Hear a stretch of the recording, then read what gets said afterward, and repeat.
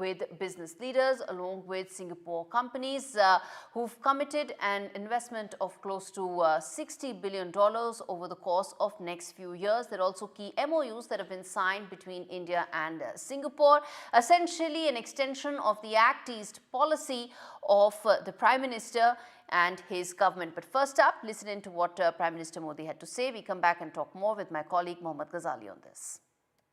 Excellency, Singapore केवल एक partner देश नहीं है। सिंगापुर हर विकासशील देश के लिए एक प्रेरणा है। हम भी भारत में अनेकों सिंगापुर बनाना चाहते हैं और मुझे खुशी है कि हम इस दिशा में मिलकर प्रयास कर रहे हैं। हमारे बीच जो मिनिस्टरियल राउंड टेबल बनी है वो एक पाथ ब्रेकिंग मैकेनिज्म है। 10 साल के भीतर हम करीब 10 साल पहले 100 स्टार्टअप थे, आज करीब 100,000 से भी ज्यादा स्टार्टअप है। बहुत बड़ी मात्रा में ग्लोबली लोग इन्वेस्ट कर रहे हैं और सक्सेसफुल स्टोरी है कि बहुत बड़ी मात्रा में उसमें से यूनिकॉर्न्स बन रहे हैं। मैं चाहूंगा कि आपके यहाँ जो फाइनेंस के वर्ल्ड से जुड़े हुए लोग हैं, भारत के स्टार्टअप की दुनिया को अगर तराशेंगे तो उनके सामने बहुत बड़ी संभावना है। All right, let's get in Mohammad Ghazali to fill us in with the latest as far as this trip is concerned. Mohammad, take us through the MoUs that have been signed between India and Singapore and the key highlights of the statement issued. See, a very significant trip for Prime Minister, and as far as the MoUs are concerned, there were 4 MoUs which were signed between India and Singapore. The first one is related to the digital payment, which is largely about the technologies in which India and Singapore government, the Ministry of IT here and the Singapore government's counterpart will collaborate with, and both of them will work in upskilling the workers, whether it's digital payment, whether it's about AI, quantum computing, and many other facets of modern computing. In these sectors, India and Singapore have signed an MoU. Besides that, the Ministry of Electronics and Information Technology in India and its counterpart in Singapore have also signed a big MoU when it comes to the semiconductor cluster. And the Prime Minister, while addressing and meeting the CEOs of multinational companies in Singapore, have also spoken about that how they are developing smart cities in India, and many of them have been even offering a space to develop semiconductor clusters in India. So these are the 2 most important MoUs. Besides, the MoU talks about healthcare workers, upskilling workers or skill development centers, and also India will provide land and space to Singaporean companies to come and invest here. And that is why during the meeting with the CEOs, some of the CEOs of the Singapore companies have agreed to invest in India. And Prime Minister also spoke about economic reforms. He told that how in the last 100 days, though the government has not finished its 100 days in office, but still the government has taken as many steps which no other government in the world has ever taken. And wooing the investors in Singapore, the Prime Minister spoke about economic reforms and how these predictable reforms give an environment for perfect investment in India. All right, Mohammad Ghazali, appreciate you breaking that down for us. Shifting focus now to what could clearly open floodgates as far as bringing in top dollar into India, Indian equities and Indian companies as well, is this latest update coming in from Morgan Stanley. In fact, reports suggest, and Morgan Stanley has said, that the MSCI Emerging Markets Index could potentially see India surpassing China. Now, this is an index where there are emerging markets which are given weightage depending upon a whole host of factors, and Morgan Stanley has said that the weightage that has been given to India till now is now going to increase. Now, what does that mean? It means that there is a complete reaffirmation as far as the India growth story is concerned. It suggests that the trajectory that India is set to take in terms of its growth and investment outlook looks much better, and in fact best as far as emerging markets is concerned. And most importantly, the equities rallied today and it also is a thumbs up that there is a lot more lined up as far as the Indian economy is concerned. And to talk on that and a lot more as far as what does it mean in terms of the big picture outlook, let's get in Swaroop Gupta as well as Abhinav Mishra joining me on the broadcast. Thank you so much, gentlemen, for taking out the time and speaking to me on NDTV World. Let me start with you, Mr. Mishra, which is that this update that has come in from Morgan Stanley, the fact that India could have a higher weightage than China, is essentially a reaffirmation of the Indian economy. It's also coming at a time when there have been multiple upgrades, whether it's the World Bank or the IMF, both suggesting an upgrade as far as the Indian economy outlook is concerned. And then, of course, also the fact that the Indian equity markets are also doing much better than others. Thank you, Gaurie, for inviting me. I think definitely it has been nothing new that India has been on a growing trajectory for the past decade. In the recent years, though, with the significant investments that we have seen across technology, infrastructure, and now also in manufacturing, the growth in both capital markets and the broader economy has been significant. And what we are anticipating is that the overall FDI into India will grow anywhere from what we see at about $80 billion today to about $100 billion within the next 5 years. And definitely, while India, to be honest, has not yet crossed China, and that will take some time on the MSCI index and such indices, but then historically, the weightage of India used to be under 10%, which is now inching towards equal weight with China. So right now, I think we are already about 19% in MSCI with the change that happened recently in August. Whereas China now has been pulled down from about 39% to close to 24%. So that definitely shows that the world is looking at India, and a lot of investments and foreign capital is there to stay with India and contribute to its growth as well. Indeed, and most importantly, you're right about the fact that we've jumped from 9% to 19.8, a little under 20%. This growth has actually come in about 3.5 years. So we were 9.2% at the end of 2020, and at the end of August 2024, we are just a little bit under 20%. So this is the growth that India has seen in about 3.5 years, which is why it's significant and remarkable, and also coming at a time when the Chinese economy continues to face headwinds. Mr. Gupta, weigh in here in terms of the larger impact and how this is set to put India in terms of a higher trajectory when it comes to fund inflows that it could attract. Thanks, Gaurie.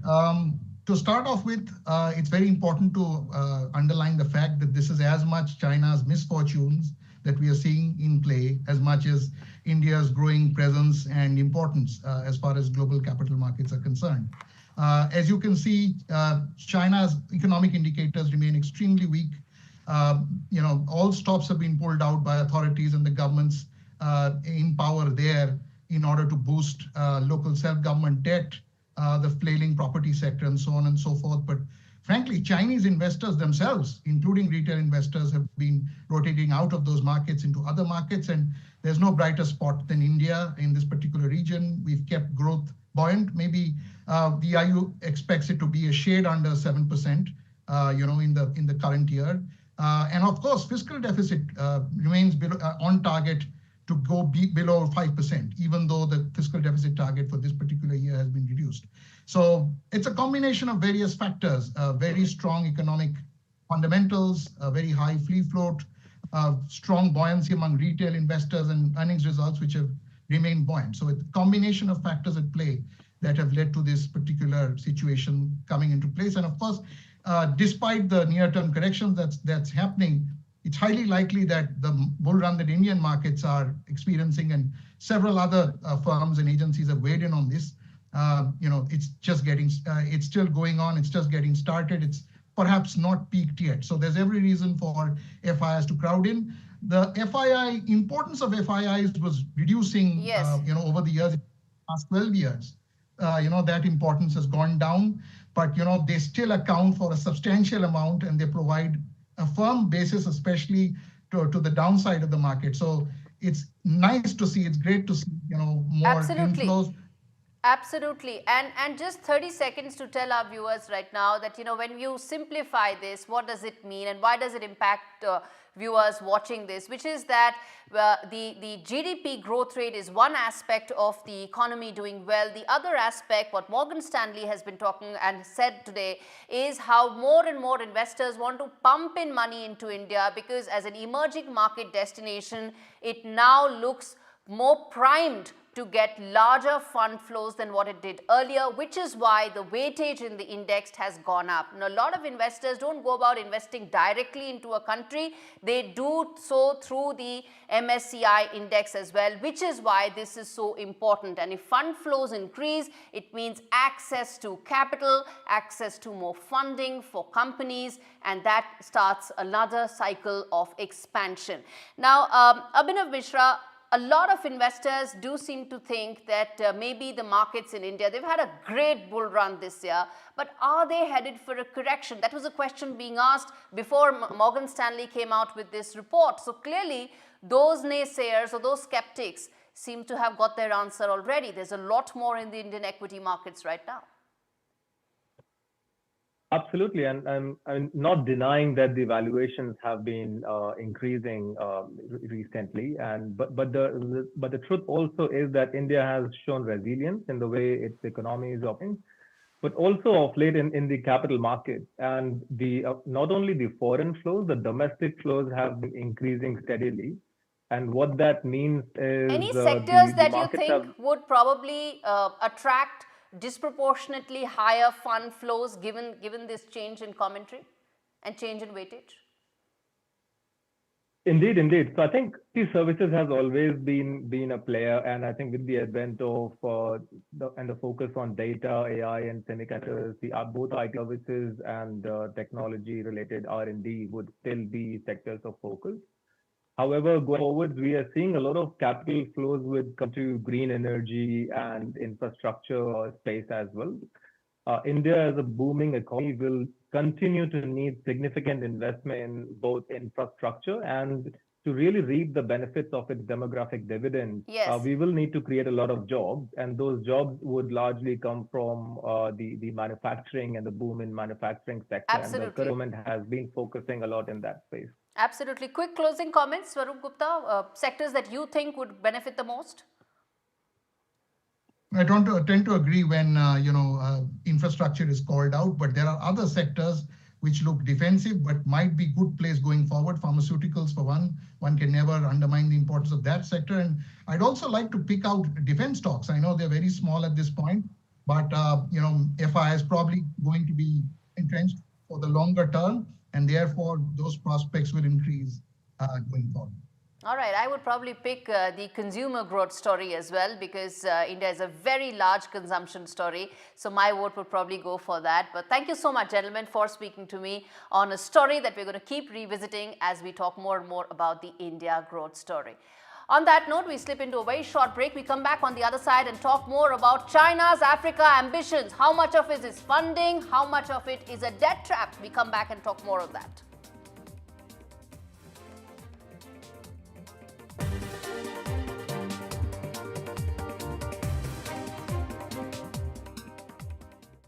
The Monopoly game is back at McDonald's. There's more ways to win and over 70 million prizes up for grabs, including 100 grand in cash. McDonald's Monopoly Power Peel. Aye. Good idea. It's never too early to consider my pension options. With II's low flat pension fees, you could retire with more. Really? Aye. Helping you get the most out of your pension. Nice. Aye. So many investment opportunities. Interactive Investor, a WIT recommended SIP provider 3 years running. The II SIP, your personal pension. With Virgin Media, get smooth, lightning-fast M125 broadband.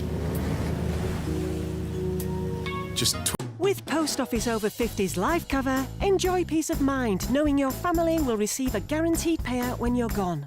UK resident 50 to 80, you're guaranteed acceptance. No health checks and from just £1.15 a week. Plus free 24/7 GP access with the health and wellbeing benefit. Purchase and receive a £125 gift card for amazon.co.uk, Tesco or M&S. Call Post Office on 0800 171 2211. Whoever you are and whatever might happen, Remitly money transfers keep life moving. Because it's more than a transaction. It's a connection, a hug, or a hello, what's happening here?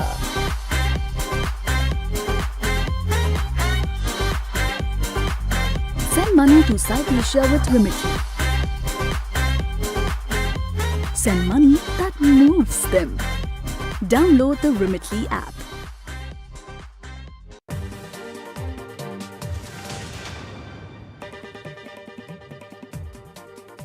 Welcome back. You're watching India Global with me, Gaurie Dwivedi, shifting our focus to the African continent, which China has been eyeing for the last 1.5 decades in great detail. It's been pumping money. It's now doing so yet again this year as well. $51 billion is the funding that China has committed to the African continent. But how much of it is actual money? How much of it is that famous debt trap that China has been building, some would say has built already in pockets of the world, Djibouti being one, in Africa as well. And what lies ahead in terms of China-Africa ties, impact on the rest of the world, and of course on India as well, which has been trying to deepen its engagement with Africa. Okay, Andrew Lung, who's a China strategist, joins me on the broadcast along with Godfrey Mutizwa, who is the editor of CNBC Africa. Thank you so much, gentlemen, for taking out the time. Godfrey, let me start with you. I was going through some of the numbers. You know, if you just take a look at the $51 billion divided between the different heads. Credit line is $30 billion, 11 billion is a very vague various assistance category, and $10 billion is the investment. So when you say $30 billion of credit line, we know that Chinese loans don't come cheap, do they? So how is the African continent reading this? And how do you see this in terms of the money that continues from China? But the color of those checks make all the difference, don't they? Indeed. And as you mentioned, the bulk of that money is certainly in credit lines. So I did a quick calculation. So 20% of that money is what will come in as investment. But you've got to look at it, I think, from an African perspective. You're talking about a continent that is hungry for capital, that's got a lot of needs. And so you will find perhaps not too many questions are being asked about how the money has been divided. But of course, even as we talk about that $51 billion, reminding you again that this is a far cry from the huge amounts of money that has been poured in before. $120 billion over a decade in the previous assistance period. So there's certainly a scaling down, but the money certainly continues to come in for a continent that might not be asking the right questions in many cases. Absolutely. China has pumped in more. 2016 was its best year in terms of overseas investments. It scaled down because of how its economy has been doing back home as well. But, you know, when I saw the statement and the details of the summit, what stood out was 3 countries, Zambia, Ethiopia, Ghana, all saying that they want a debt relief. South Africa, where you are, also the president said that we want better terms and we want to change the dynamics of the trade. We don't want to keep sending raw materials and keep importing finished goods. So essentially, China, the trade relationship that China has right now with Africa is one-sided, and 10 years after this partnership, it isn't changing. It remains one-sided. There's no question about that. And as you mentioned, the president of South Africa, Cyril Ramaphosa, making the point that he wants a more balanced trade relationship between China and South Africa in particular. In fact, the numbers are scary. When you go back to 2021, Xi Jinping promised that he was going to spend $300 billion buying African goods. We all know that that has not panned out for various reasons. Yeah, so the relationship is certainly skewed, but there's little in terms of strategy that we see that African countries will implement to try to balance that relationship. You speak about the other countries that have got issues, Zambia, Ghana, certainly on the debt side, and Zambia, as you know, defaulted on its debt to China.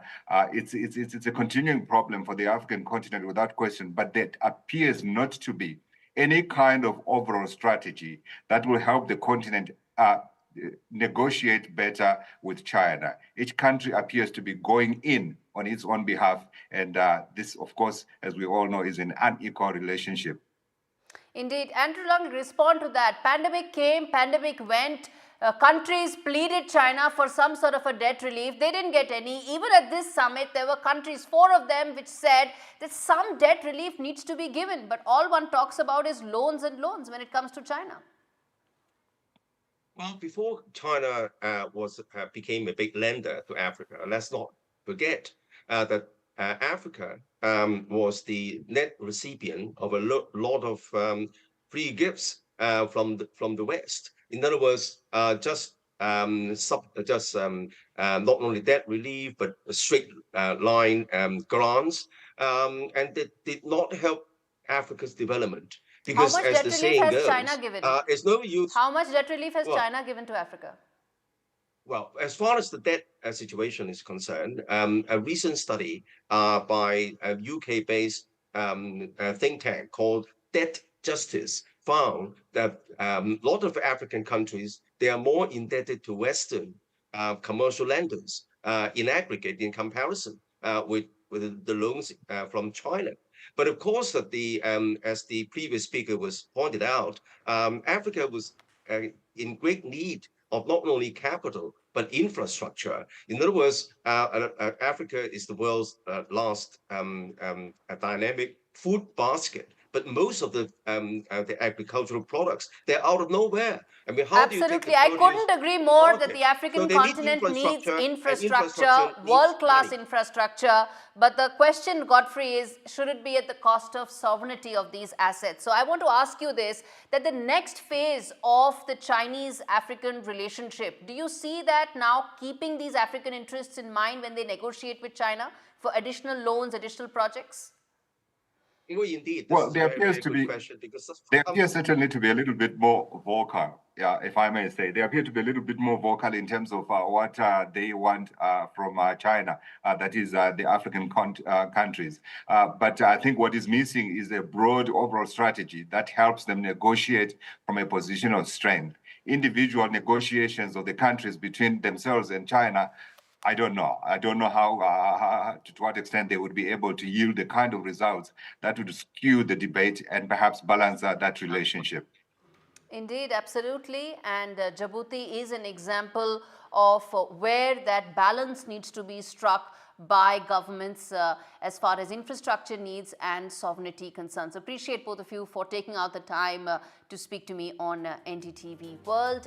And shifting focus now to Canada, where NDP leader Jagmeet Singh is ending the party's supply and confidence agreement with the Prime Minister Justin Trudeau's Liberal government. The deal, set to last until June 2025, was terminated and announced on social media. Singh criticized Justin Trudeau, saying that Justin Trudeau has shown time and again that he caters to corporate greed. The Liberals have failed Canadians and do not deserve another chance. Looking ahead, Mr. Singh warned of a looming battle when it comes to the peer politic and the Conservatives, accusing them of planning cuts that would impact workers, retirees, youth and families, all to benefit big corporations. Listen in to what he had to say when the stage is set for probably an early election in Canada.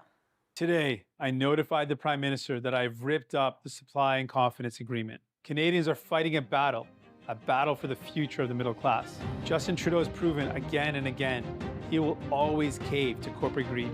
The Liberals have let people down. They don't deserve another chance.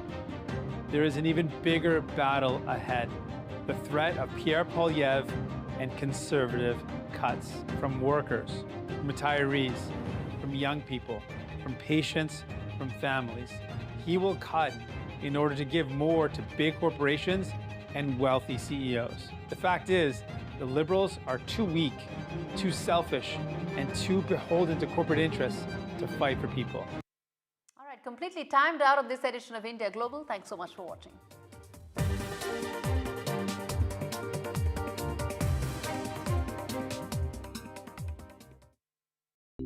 Getting away this summer? At Tesco Mobile, join the 1.4 million customers who roamed with no fees in the EU last year. Get the new Samsung Galaxy A35 with 25 gigs of data for just $22.99 a month with Club Card prices, saving you a massive £252.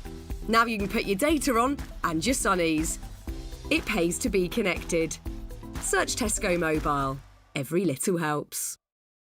Have you ever considered what might happen if you didn't feel that way about yourself?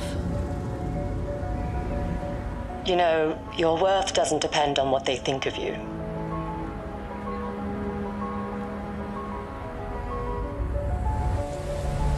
You've come so far. Maybe it's time to start giving yourself some of the credit.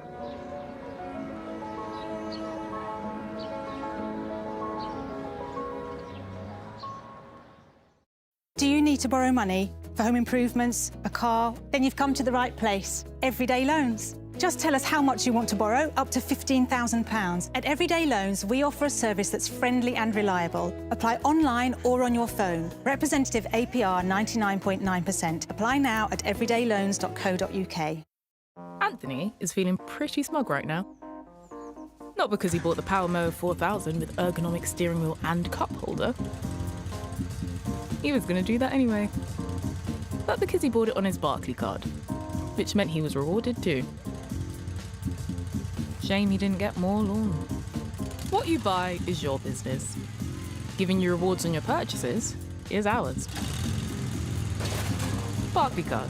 Make money work for you.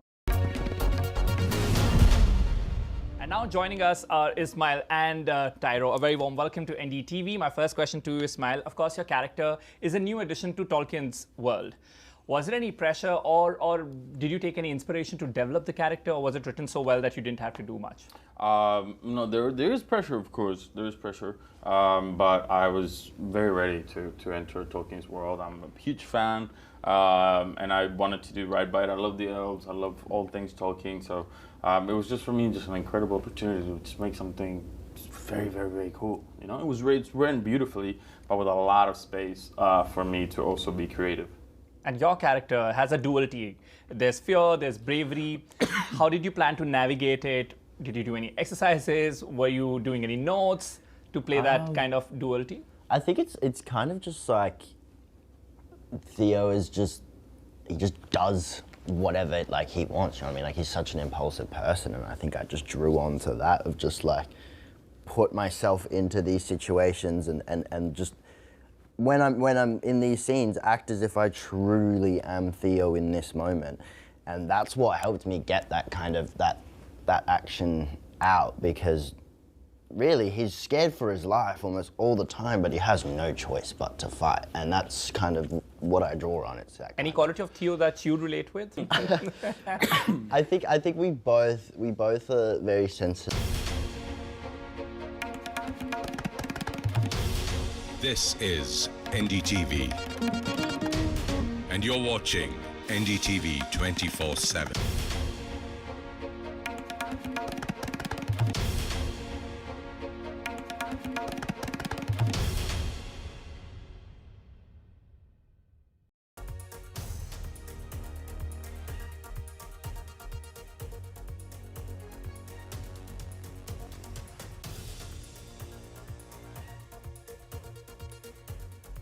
Welcome. You're watching the 8 o'clock news. I'm Rishika Barwa. Let's get you the top headlines we're tracking tonight.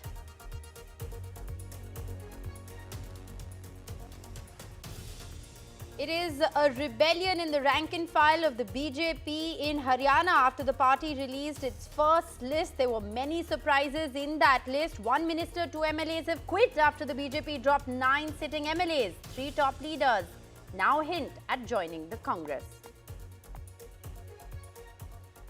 Ahead of Haryana polls, politics speaks over the Agnipath scheme. The Congress says the opposition is under pressure and therefore the opposition will continue, to pressure the government, forcing the government to make changes. The BJP says the Congress is raising Agnipath only for political gains. Punjab battles a fund crunch. The government delays salaries. The Aam Aadmi Party government has now hiked the VAT on petrol and diesel in Punjab. Punjab has withdrawn power subsidy and also raised the bus fare. Delhi High Court warns Wikipedia, saying that the government will block Wikipedia. If you don't like India, don't work here, says the Delhi High Court as it issues a contempt notice to Wikipedia for non-disclosure of information about people who made edits on ENI's page. RG car victims' parents versus the West Bengal government battle intensifies, raises serious questions on the conduct of the West Bengal police after parents alleged that the police offered money and forced quick cremation. The TMC response says there should be no politics. Prime Minister Modi fronts India's semiconductor push in Singapore. India and Singapore signed MoUs for semiconductors and digital technology as Prime Minister is there on a two-day visit.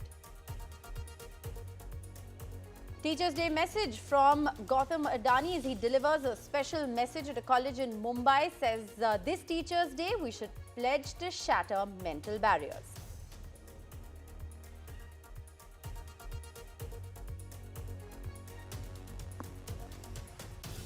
Well, the big story we're tracking tonight, a day after BJP released the first list of 67 candidates for the October 5 Haryana Assembly elections, dissent is brewing within the party rank and file. One sitting minister in Haryana and 2 MLAs have resigned from their posts. Sensing anti-incumbency, the BJP in its first list has dropped 9 sitting MLAs. Among those who have quit, there are 3 top leaders who are now hinting at joining the Congress party. The Congress, however, is yet to release its first list. Here's a full report. A rebellion within the Haryana BJP after the party sprung a surprise in its first list of 67 candidates for the state election, dropping 9 sitting MLAs. This has led to a spate of resignations from the party. The latest to quit, Minister Ranjit Singh Chautala and MLA Lakshman Das Napa, who were denied tickets. Karandev Kamboj, a key OBC face of the party and an ex-minister, wanted to contest the elections from the Indri seat. कल joining करवा रहे हैं कुछ लोगों को, उन लोगों को जिन्होंने पूरे प्रदेश में जो है ना नुकसान करवाया, पूरे प्रदेश की अव्यवस्था जो है ना छिन-भिन करने का काम किया, कल ही उन लोगों को ज्वाइन करा करके और शाम को उनको टिकट दे दी गई। मैं 5 साल तक जैसे मैंने पूरे प्रदेश में मेहनत की है और ओबीसी समाज को ज़्यादा से ज़्यादा भारतीय जनता पार्टी के साथ जोड़ने का काम किया है। ये हमारे यहाँ के कार्यकर्ताओं के साथ अन्याय है। बस ये सपना ही रह जाएगा, 15-16 पर सिमट करके भारतीय जनता पार्टी आ जाएगी और कांग्रेस पार्टी जो है यहाँ सरकार बनाई जाएगी। Haryana BJP sources say it took the party high command a week more than expected to announce the first list of candidates. This triggered insinuations and rumors in the party known for its discipline. So far, the BJP has refused to comment on whether infighting delayed the list or whether there were any last-minute changes. Haryana प्रदेश के लोगों ने जो एक मन बनाया है, तीसरी बार Bharatiya Janata party की सरकार बहुत बड़ी सीटें लेकर के सरकार बना रही है। पिछले 10 वर्षों में बिना भेदभाव के, बिना क्षेत्रवाद के हमारी डबल इंजन की सरकार ने काम किए। The party maintains that the list has a mix of all castes and subcastes in the state. The Congress has so far not released an official list of candidates for Haryana, but created a stir with this meet between Rahul Gandhi and top wrestlers Vinesh Phogat and Bajrang Punia, who led the agitation over sexual harassment allegations against BJP ex-MP Brij Bhushan Sharan Singh. Both wrestlers will contest the Haryana polls on Congress tickets.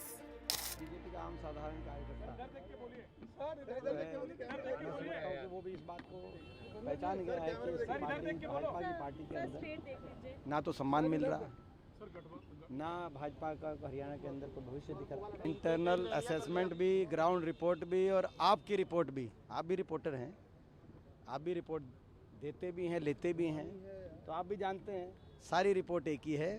Haryana में, हरियाणा से BJP जा रही है और Congress party आ रही है। With Gurpreet Singh in Chandigarh, Bureau Report, NDTV. And well ahead of the Haryana polls, a bitter face-off has now erupted between the Congress and the BJP once again over the Agnipath scheme. Now, this, of course, is a crucial development taking place ahead of the polls, given the fact that there are many recruits coming in from the state. The Congress is now claiming that the opposition is pressurizing the government to make changes. The BJP has said that Rahul Gandhi is only raising the Agnipath issue for political gains. The Congress, remember, had pledged that if it does come to power in the state, it will scrap the new scheme and bring back the old recruitment program. Vasudha has the details. What we understand is that the Congress party has once again attacked the centre, the BJP government, on the Agnipath scheme, saying that it's discriminatory to the Agniveers. It has said that it's a betrayal of not just the people of the country but also the armed forces, and it has said that the party will not rest till that scheme is revoked. It has also made it a point to mention that in the last few days several schemes have been rolled back by the centre, and it has claimed that it is because of the opposition's pressure. Now that of course is a reference to the lateral entry scheme that the government had brought in, and a couple of other things which the government basically has sort of like, not just rolled back, but has basically said that it will be looking into all of these actions with a lot of, and will be looking at feedback gathering, and also will be looking at consultation. Now with respect to Agnipath, this has been a point of contention. Remember, it's also been part of the Congress party's manifesto, and it has said that this will only increase unemployment in the country. But the criticism of the Congress's attack on Agnipath is that the Congress party has not been able to come up with a strong alternative when it comes to modernization of the armed forces, or for that matter even adhering or catering to the increasing requirements of India's armed forces, considering that we live in a very fragile geopolitical situation. That is something that the BJP has maintained. It has said that it has put in a lot of thought into the Agnipath scheme, and when we speak to sources in the government, they've also said that they're also always open to changes.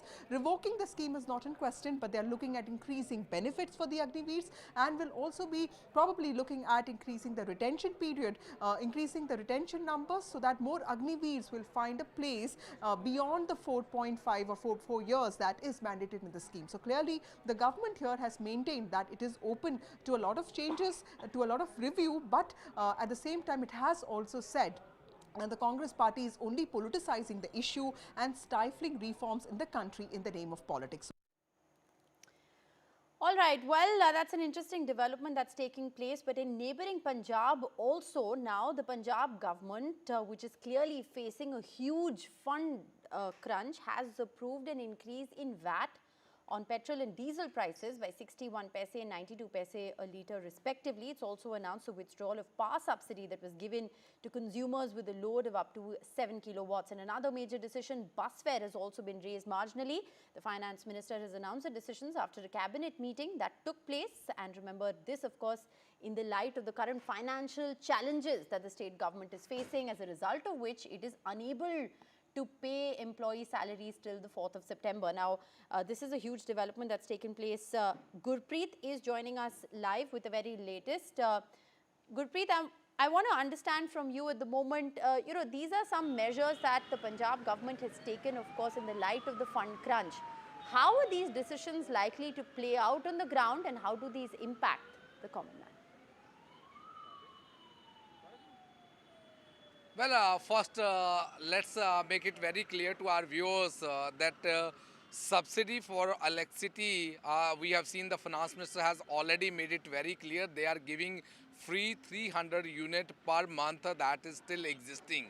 And we have seen even the VAT which has been imposed on petrol and diesel, very clearly word from the finance minister. He has already said they are providing a lot of facility to the Punjab citizen, and that was one of the reasons why they are putting this VAT on petrol and diesel, so that these facilities should be continued. So as of now, it seems that the government is trying to give a proper plea for whatever action, whatever decision they have taken. But if we can talk about the from the prism of common man, it definitely affects everybody's life in the state of Punjab. We have seen specifically on petrol and diesel, it is the livelihood, it is affecting the livelihood of each and every citizen here. So let's see that how the government is going to deal with this situation. But if we can talk about from the perspective of a common man and citizen of Punjab, yes, of course, they have been affected, because petrol and diesel is an essential commodity for everybody's life. Back to studio. All right. Well, Gurpreet, thanks very much for joining us with all those latest updates. We're, of course, going to continue to track how this impacts people on the ground. Needless to say, the Aam Aadmi Party, they're cutting down on several measures as a result of the fund crunch in Punjab. Shifting focus now to the big story, we're tracking from the National Capital, where the Delhi High Court has issued a contempt of court notice to Wikipedia. This is regarding withholding information about edits to an entry on news agency ANI's page. The court has warned Wikipedia against non-compliance with Indian laws, declaring that if you don't like India, please don't work in India. We will ask the government to block your site. Tanushka joins us with the very latest on this story. Tanushka, I want to begin by asking you, at the moment, the big question, of course, is, what is the context in which the High Court has said what it has said? And also, I want to understand from you, what's really going to happen going forward, because so many people rely on Wikipedia. Yes, exactly, Rishika. With respect to this, what we're understanding is that the Delhi High Court has issued a contempt of court to the page, this online page that people refer to usually to get basic information about anything out there. Wikipedia, it's like practically an online encyclopedia, and the contempt of court notice has been issued because the news agency ANI's page on Wikipedia has had edits, which, the case in point stems that these edits have termed ANI as a propaganda tool for the Indian government, which is when ANI filed a defamation case against Wikipedia, and the court ordered the online website to issue, the names of these 3 accounts that made these edits onto this website. However, Wikipedia failed to provide with this information, which is why now a contempt of court notice has been issued to the online site. And the court also seeks for an ultimatum on Wikipedia, threatening to block the website altogether from India. And as you mentioned as well, that if Justice Naveen Chawla also gave a warning saying that if they do not like India, then they should not be working and functioning in India. Thanks very much, Tanushka, for joining us with all that latest information. Now, raising big questions about the Kolkata police's response after the horrifying rape and murder of a doctor at the RG Medical College and Hospital in Kolkata, the victims' parents have now alleged that they were offered money as a bribe by the Kolkata police in an alleged attempt to buy silence. The parents also claimed that they wanted the body preserved, but they were forced by the Kolkata police to proceed with a quick cremation. The parents and relatives of the 31-year-old doctor attended the protest outside the state-run hospital last night.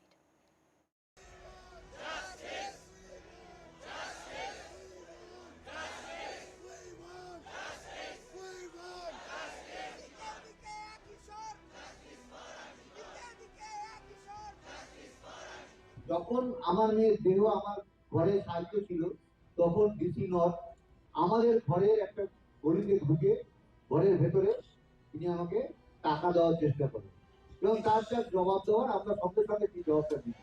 DC centre Indira Mukhopadhyay বারবার ডেসক্রিপ করে মিথ্যা কথা বলছে, মিথ্যাচারণ করছে। কারণটা কি কারণে না করছেন এই জিনিসটা, তাই থেকে আমাদের একটা বিশাল প্রশ্ন আমাদের সবসময় মনে আছে। বাইরে গিয়ে দেখি 420 থেকে 420 আমার বাড়ির সামনে ব্যারিকেড করে দাঁড়িয়ে আছে, কিন্তু এমন অবস্থায় আমাদের আর কোনো কিছু করার ছিল না। Shocking allegations from the parents of the Arjikor victim, alleging that they were offered money by the Kolkata police while their daughter's body was still at their home, and that there was pressure on them to cremate their daughter quickly. They had, however, earlier denied being offered money. আমাদের এই সামনের কথা বলার কোনো দরকারই প্রয়োজন কি আছে, একবার ঘটনাই ঘটে। আপনারা কাউকে কিছুই করে। The ruling Trinamool Congress said they did not want to analyze the parents' contradictory statements. There are 2 videos there. In one, there is a video in which the parents have in the past said that nobody has offered us money, this is lies, and we want justice for our daughter at the earliest. There is now a video which you are saying in which they have said. So I'm still saying, whatever they are saying, we appreciate whatever they have said, and I think this will taken up, this concern will be taken up. There is no role for politics out here.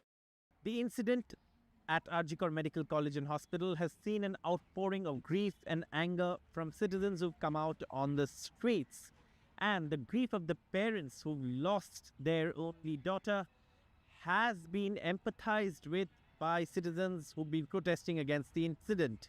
However, the lack of credible information on the progress of the probe in the public domain has led to confusion and misinformation surrounding the incident on the 9th and 10th of August. With camera person G.D. Shankar in Kolkata, Saurabh Gupta, NDTV.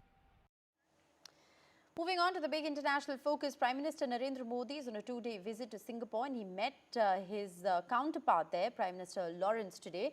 Prime Minister Modi received a red carpet welcome at the Singapore Parliament House as he visited the country after 6 years. India has signed MoUs on digital cooperation, semiconductors and closer cooperation in healthcare and pharma sector as well. हम skill development पर बहुत बल दे रहे हैं। ये मेरा तीसरा कार्यकाल है और आप में से जो लोग भारत से परिचित हैं उनको पता है कि 1962 के बाद 60 साल के बाद भारत में किसी सरकार को तीसरी बार देश की जनता ने सेवा करने का अवसर दिया है और उसका मूल कारण है कि 10 साल का इस सरकार के नीतियों पर विश्वास,